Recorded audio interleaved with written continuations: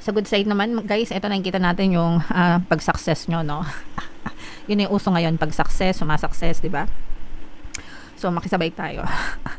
So, nakikita natin na sumasukses kayo sa inyong buhay, mga kapiksi, lalo na sa mga ambisyon nyo sa buhay. Unti-unti ito, mga kapiksi. Parang unti-unti nyong nakukuha yung mga ambisyon nyo sa buhay. Unti-unti kayo nakakapag-relax. Unti-unti kayong nakakapag-chill, mga kapiksi.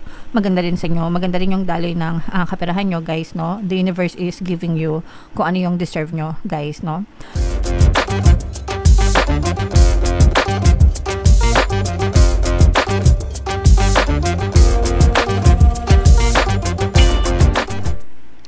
Hello guys, hello Capricorn, welcome back to Pinay Pixie Tarot. Ang pamagat ng episode natin for tonight is monthly Taroscope para ngayong June, mga kapiksi. Para sa Capricorn, Sun, Moon, Rising, Sign, and Venus. Unahin natin tong deck na to, guys. Tingnan natin yung mga mensahe sa inyo or paparating sa inyo. By the way guys, sa dulo ng video magkakaroon tayo ng yes or no pick a card reading.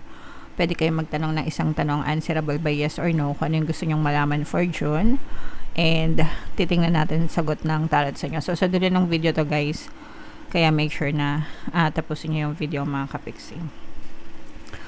So anong mga mensahe sa inyo ng inyong mga gabay or ano yung mga paparating sa inyo, mga kapiksi? Sa mga naghahanap, guys, ng mga pampaswerte na lucky charms, lucky bracelet, pang-attract ng wealth, abundance, may mga products or items tayo, guys, sa description box nitong video. Check nyo lang yung mga items doon and pwede nyo rin silang i-check out, mga kapiksi. So, ito yung mga mensahe sa inyo, guys, or mga paparating sa inyo ngayong June, guys. Unang-una, handa ka na, no? You're ready, mga kapiksi. So, nasa receptive state ka, guys. Kung titingnan nyo yung kamay niya, nakaganon, nakasalo, diba? Tingnan nyo mabuti. Yan. So, ganyan yung state ng receptive. Ibig sabihin ng receptive, ready to receive, okay? And ready ka na makatanggap ng mga biyaya, blessings, pagpapala.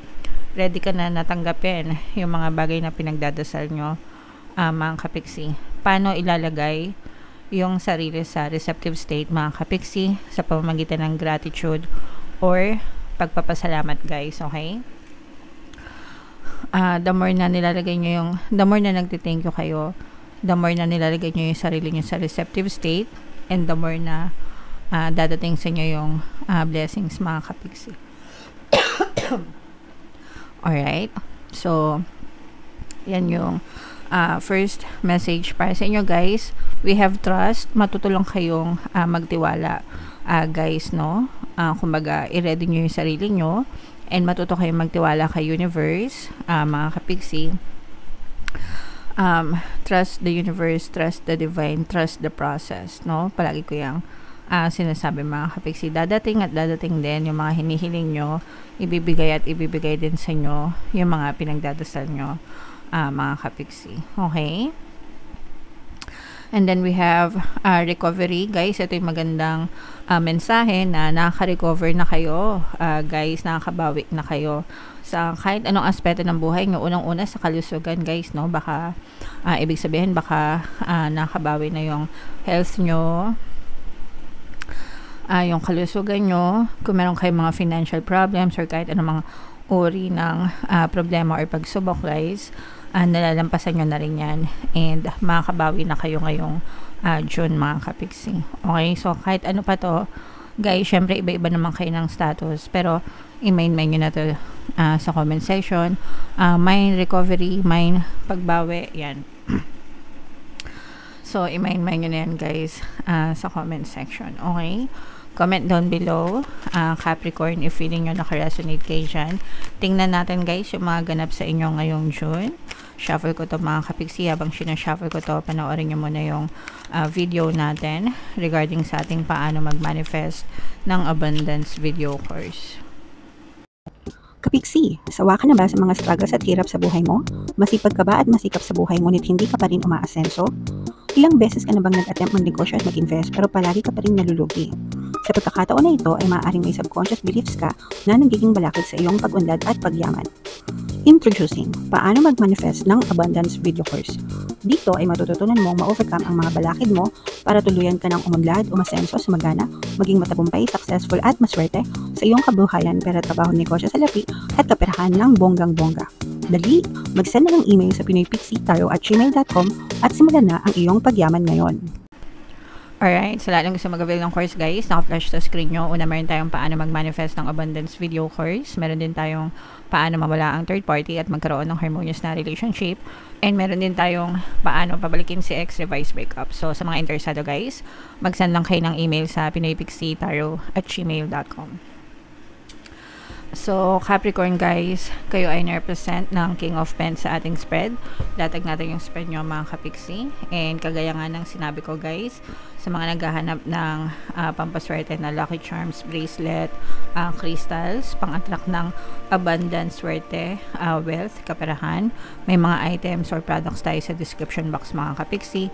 Check nyo na yon, pwede nyo na rin i-check out guys. So, dito guys, babasahin natin both negative and positive mga kapiksi, no? So, ito ay halo, guys. Nakikita natin na meron ditong negative and at the same time, meron ding positive. Meron ditong presence ng another earth signs, Capricorn, Taurus, Virgo. For some of you, maaaring may earth element kayo or, sa inyong natal chart or you may be dealing with another earth sign. Yung nakikita natin na negative dito guys is for some of you, you are experiencing toxic situation dahil sa isang toxic na person. Okay? Dahil sa isang toxic na person, mga kapiksi, again, this is an earth element. Cancer, ano ba yun?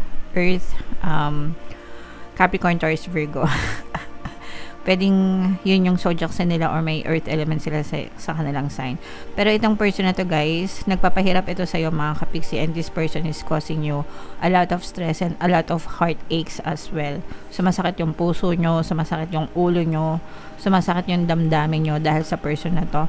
Yung iba sa nyo guys, parang feeling ko, kung ito ay partner or specific person, parang masakit magsalita itong person mo, mga kapiksi. Parang palaging galit sa'yo, palaging mainit yung ulo niya, and palaging, parang wala ka nang narinig na magandang salita dito sa person mo, and parang yun yung isa sa mga dahilan kung bakit nasasaktan ka, mga kapiksi.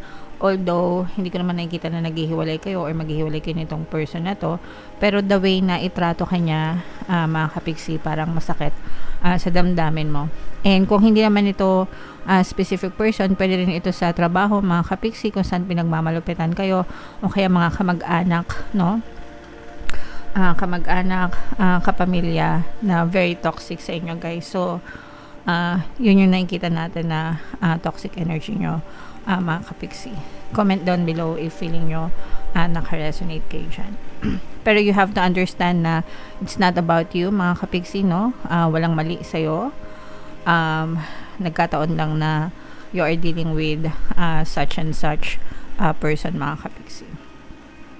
Sa good side naman, guys, ito nakikita natin yung pag-success nyo, no? Yun na yung uso ngayon, pag-success, sumasuccess, diba? So, makisabay tayo. So, nakikita natin na sumasuccess kayo sa inyong buhay, mga kapiksi, lalo na sa mga ambisyon nyo sa buhay. Unti-unti ito, mga kapiksi, parang unti-unti nyong nakukuha yung mga ambisyon nyo sa buhay, unti-unti kayo nakakapag-relax, unti-unti kayong nakakapag-chill, mga kapiksi. Maganda rin sa inyo, maganda rin yung daloy ng kaperahan nyo, guys, no? The universe is giving you kung ano yung deserve nyo, guys, no? Yung iba sa inyo, maaari di makapagbakasyon. Nakikita natin na maaari kayo magkaroon ng me time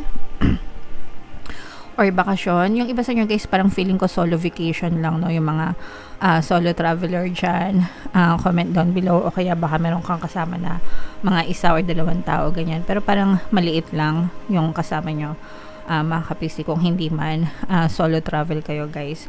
So enjoy nyo lang yan, mga kapiksi, kasi parang ini-enjoy nyo yung mga kaya kayo nagte-travel kasi ini-enjoy nyo yung bunga ng inyong mga pagsisikap guys. And sabi ko nga, unti-unti kayong sumasukses, unti-unti nyong nalalasap yung magandang buhay ng tagumpay nyo, mga kapiksi. Okay, so yan, imahinay nyo na yan. sa comment section. Itong pag-success na to, itong unti-unting pagkamit ng ambisyon, magandang daloy ng pera, itong travel na to mga kapiksi, for some of you, solo travel, yan, i-main nyo na sa comment section mga kapiksi. For some of you naman guys, okay, latag muna natin lahat para makita natin mga kapiksi. Yeah, yung iba sa inyo guys, parang medyo alone kayo ngayong June, or parang gusto nyo mag-isa, kaya ngayong iba, sabi ko parang solo travel, no? Parang gusto nyong mag-unwind, mag-relax, mag-isa, para mag-chill lang. At saka yung iba, parang limited din kasi yung budget nyo, mga kapiksi. Kumaga, hindi naman kayo yung tipo na magte-travel na parang mayaman talaga. Syempre, di ba, kumpara naman natin sa mga mayayaman, pag sila nag-travel, okay lang. Pero pag kayo mga kagaya natin, on a budget, di ba? As long as makapag-relax, parang yun lang yung habol nyo, mga kapiksi. And yung iba sa inyo guys, parang medyo nag-i-emo kayo, Capricorn, no? Ngayong season na to, parang you're finding your life's purpose, just parang inaalam mo kung kaya mo mabuhay mag-isa, ganyan. siguro kasi natutrauma kayo dun sa, sabi ko nga, merong toxic na tao or sitwasyon, at saka meron kayong pinag-iipunan na parang pinaglalaanan na mas magandang bagay, mga kapiksi, pwedeng negosyo, investment, pero isisingit, parang yung iba sa inyo, isisingit nyo na makapagbakasyon ngayong June, bago pa talaga magtag-ulan, guys, okay? So okay lang yan guys, enjoy lang, as long as pasok sa budget nyo, as long as masaya kayo, go lang mga kapiksi, okay? So i-main nyo na lahat ng mga magaganda dyan sa comment section yung sinabi ko, and comment down below if naka-resonate kayo. Ito yung ating yes or no pick a card reading mga kapiksi. Habang sinashuffle ko to, itanong nyo sa isip nyo kung ano yung tanong na gusto nyong malaman for June, and pili kayo ng isang card.